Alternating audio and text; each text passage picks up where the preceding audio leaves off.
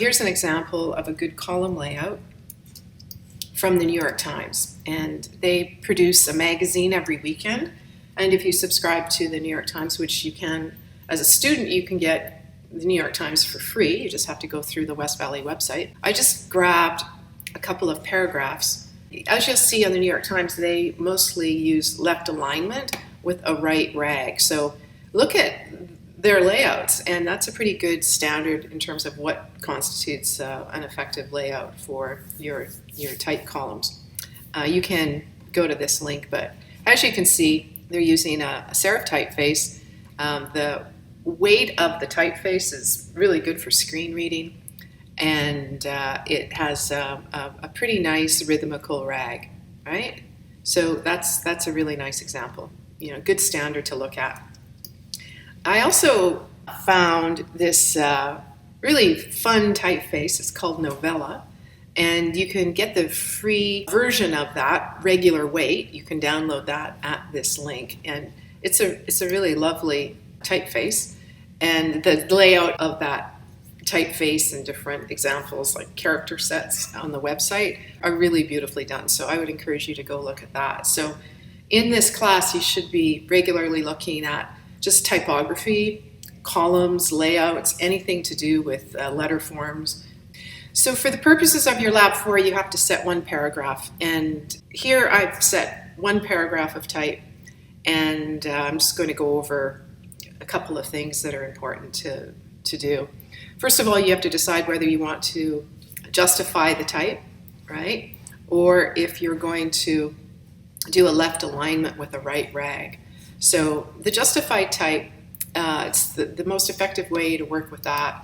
Actually, the most effective way to work with anything when you start working with a paragraph of type is to make a type box. So remember, there's two ways you can work with your type. One, for just a line or something or a few words, you can just put your cursor down and you can start typing a line of type, right? And that is just on a line, right? And that's good for small bits, right? If you want to start applying these features in your character window, especially the leading and different features, then the most effective way to work with a paragraph or a column of type is a type box.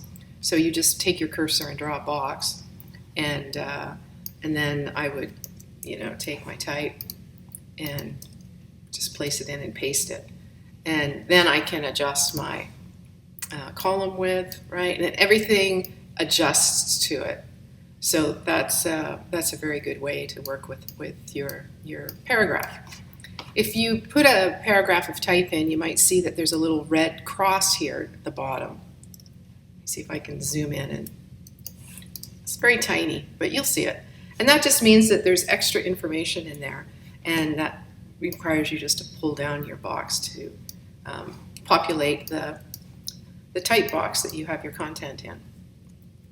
After that, it's exercise of choosing. You might have already chosen a typeface. The previous video kind of shows that you can, choose two or three different typefaces and put it in and see what it looks like and compare it. You can even print it out and look at it on paper, because a lot of times you see things differently because of the resolution difference between paper and the screen.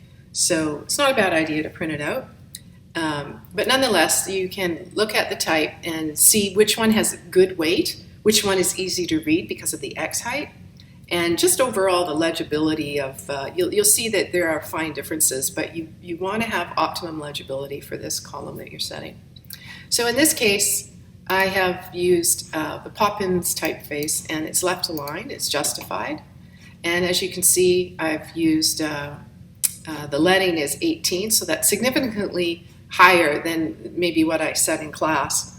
A minimum of 3 points, but it really depends on the size of the type, the space you're putting it in, and the look you're going for. And white space can typically, the more leading you use, it's all relative, of course, the lighter the setting can be, and maybe that's inviting to the reader.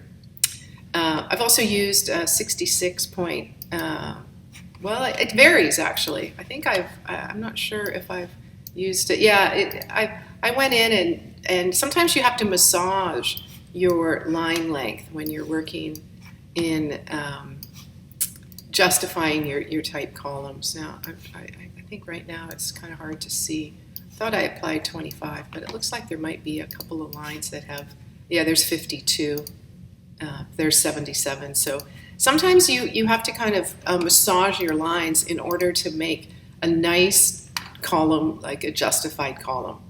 So speaking of justified columns, you want to make sure there are no gaping holes, like over here, right? You can kind of see these. Those are called rivers. So you don't want rivers in your justified columns. If you're working with left align, it's usually a little more straightforward with setting your type. Right here, I think I've used a pretty, no, it's not a uniform. Let's make it uniform and see what that looks like. So if I'm going to do, let's do 25. It's a small, it's only 10.5 type, so you should always err on the side of increasing, your horizontal tracking, especially if it's a smaller size of type. So when I look at this, I see it's not too bad, but there are a couple of, now you can have these kind of white spaces on your rag, but they shouldn't be too distracting. If we look at the example of the New York Times, you'll see that there are some white spaces there, but they don't tend to jump out at you. Okay, this one really jumps out at me. I'm kind of finding that a little distracting. So what you can do is I'm going to adjust the line lengths of those short lines, and I'm just going to kind of bump it up a bit. And then I'm going to take this one. Oh, and look sometimes when you copy and paste type in, I could put my cursor here and just back up a bit. And all of a sudden that changes things. So maybe now I'm going to increase that one a bit. And I might even increase this one a bit, just so that they feel just kind of rhythmical there, okay? So you just have to massage it a little bit. And it might feel tedious, but that's typography, so get used to it. In the tracking, I just have an example down here of the horizontal tracking. So this is your justified column at 25. Here it is, I increased it just for demonstration purposes to 150. And you can see the kind of big white gaping holes in the column. So you want to stay away from that. Likewise, at the very bottom, there's another example. And this one, of course, sometimes it's good to have a bad example. But if I just zoom in, and this is extreme, but it's good for explaining typography principles. If your lines, see right here we have some instances of the descender on the P. I'm going to zoom in there real close.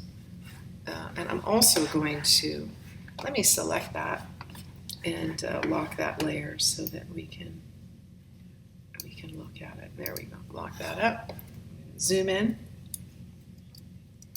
And you can hold down the handlebar key, or the spacebar key, sorry, and then you can move through your document when you're zoomed in. So obviously this is kind of, for legibility purposes, this is not good, right? So when your descender of your P hits anything above the baseline, like the capital G, you don't want these touching, all right?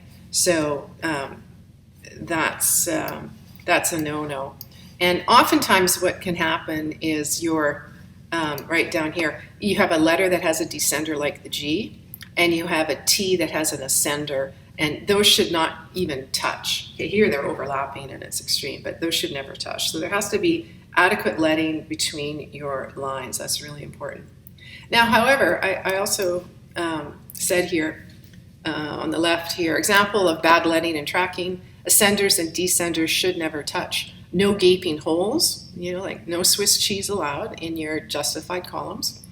And something like this, though, it creates a tension and a texture that can be used in design. So sometimes, for whatever reasons, you might want to have really tightly leaded layout, and then it creates kind of tension, and that can be used on purpose sometimes, but it's not appropriate if you want it to be easily read. So you should be able to recognize that that's hard to read, but it's also kind of visually interesting. So keep that in mind.